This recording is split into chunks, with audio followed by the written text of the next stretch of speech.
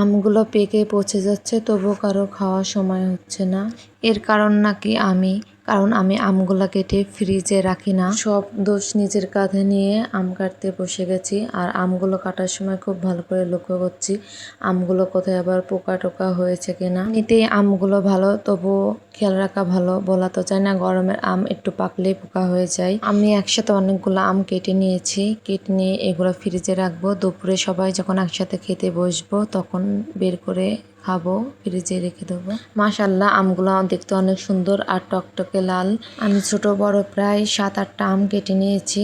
এই আমগুলো এবার ফ্রিজে রাখবো। আম কাটার সাথে সাথে আমি খেয়ে তারপরে ফ্রিজে রেখেছিলাম। ফ্রিজে রাখার পর আমি আর খাইনি। তো আমগুলো খেয়ে দেখছিলাম মিষ্টি কিনা। মাশাআল্লাহ, ছোট ছোট ওই আমগুলো রূপালি, আর এই বড় আমটা অন্য আম।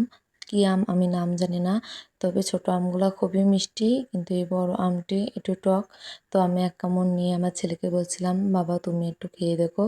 সে মুখে নিয়ে দেখছি খুবই টক। তো তার মুখের অবস্থা দেখেন কি অবস্থা। আর সে কোনো মতেই আম খাবে না। তার মুখে দিয়ে আমি অন্য আম একটু দিয়ে বলছিলাম, রূপালি আম, যে বাবা খেয়ে দেখো এটা মিষ্টি। না, সে আর কোনো মতেই মুখে নেবে না, কারণ ওই বড় আমটা একটু টক ছিল। আমটার আমি নাম জানি না। আম খাওয়ার পরে তাকে ওষুধ খাওয়াতে চলে এলাম। অন্য বাচ্চারা ওষুধ খেতে চায় না, আর আইমান ওষুধ পেলে একবারে খালি করে দেওয়ার উপক্রম। এই জন্য ওকে লুকিয়ে লুকিয়ে আমি ওষুধ খাওয়াই। মানে ওষুধের যে বোতল ওটা ওকে দেখায় না। আর এই ওষুধ হোমিওপ্যাথি, আর হোমিওপ্যাথি ওষুধটা একটু মিষ্টি টাইপের, এই জন্য খুব পছন্দ করে। আর দেখেন 4টা দেওয়ার পর আর দিইনি, এই জন্য কাঁদছে, কারণ সে আরও খাবে। রাগ দেখাচ্ছে। তারপর কোনো মধ্যে তাকে বুঝিয়ে বাড়ি নিয়ে আসলাম। তারপরও তার কাঁদন থামাতে প্রায় আমার আধা ঘন্টা সময় লেগে যায়। এরপরে থামছিল না, এই জন্য তার বোন এসে তাকে নিয়ে গেল। বোনকে পেলে সে একটু থামে। এরপর আমগুলো ফ্রিজে রেখে দিলাম 2-1 ঘন্টার জন্য। পরে তারা বাইরে বের করে খেয়ে নেয়। খাওয়ার সময় আর আমার ভিডিও করা হয়নি। আগামীকাল বাবার বাড়ি যাব, এই জন্য ছিট কাটতে বসে গেলাম। কারণ এই ছিটগুলো আমার মায়ের ম্যাক্সির জন্য আমি আসার সময় এনেছিলাম। আনা প্রায় 1 মাসেরও বেশি হয়ে গেল। এর মধ্যে ভাই তো একবার আসা যাওয়া করেছে, কিন্তু ছিটগুলো বানানো হয়নি বলে আমি দিতে পারিনি।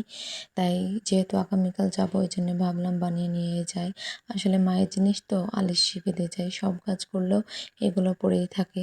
তাই দেখছি কতই বা ফেলে রাখবো, মায়ের জিনিস মায়েরও তো দরকার। আর আলসেমি না করে বানাতে বসে পড়লাম। আসলে যদি অন্য কারো হতো তাহলে হয়তো একদিনে বানিয়ে ফেলতাম। আর আমি অতটাও তাড়াতাড়ি বানাতে পারি না, কারণ খুব একটা মেশিনে বসা হয় না। ছোট ছেলে নিয়ে বসলেও বড়জোর 5 মিনিট 10 মিনিট একটানা একটা জিনিস বানিয়ে আমি উঠতে পারি না। কারণ আমার যেহেতু ছোট ছেলে, তাছাড়াও সংসারে অন্যান্য কাজও আছে, সব মিলে আমি একেবারে সময় পাই না। এরপরে আমি ছিটটা কেটে গোসল করে বাবুকে খাইয়ে গোসল করে আমি বসেছিলাম মেশিনে। অফলাইনে আমি 2টা ছিটই কেটে নিয়েছিলাম। আর এই ছিট কাটা আর গরমের মাঝে যে আমাকে কতবার মেশিন থেকে উঠতে হয়েছিল তার কোনো ঠিক ঠিকানা নেই। এই যে আমি বানাচ্ছি আর পাশে আমার শাশুড়ি খাচ্ছে। 2টা ছিটই বানাবো আজ যত রাতেই হোক। আর এই 2টো ছিট বানাতে গিয়ে আমার রাতই হয়ে গিয়েছিল, আর অনেক রাতেই ঘুমিয়েছিলাম। সবাই বলবে ম্যাক্সি আর কতই বা সময় লাগে বানাতে। আমার ছেলে যেহেতু বারবার উঠে খাওয়া দাওয়া অন্যান্য সবার হুকুম শুনে আমার বানাতে অনেকটা দেরি হয়ে যায়। দুপুরে একটু বসে তারপরে আমি রান্না সেরে রাতের খাবার সেরে একবারে রাতেই বসে বানিয়েছিলাম। এই সময়তে মেশিন একটু চালু করে নিচ্ছিলাম এবং সব ঠিকঠাক করে একবারে রাতে আমার বানানো হয়। আর এই ভিডিওটা আমার রাতেই করা। 2টা ম্যাক্সি আমি আউলিয়ে দেখছিলাম, আমার তো খুব সুন্দর লাগছিল আর খুব আনন্দও লাগছিল যে রাতটা কখন পোহাবে। আমি আমার বাবার বাড়ি যাব, খুব আনন্দ করব, সাথে আইমানও আনন্দ করবে। যাচ্ছি।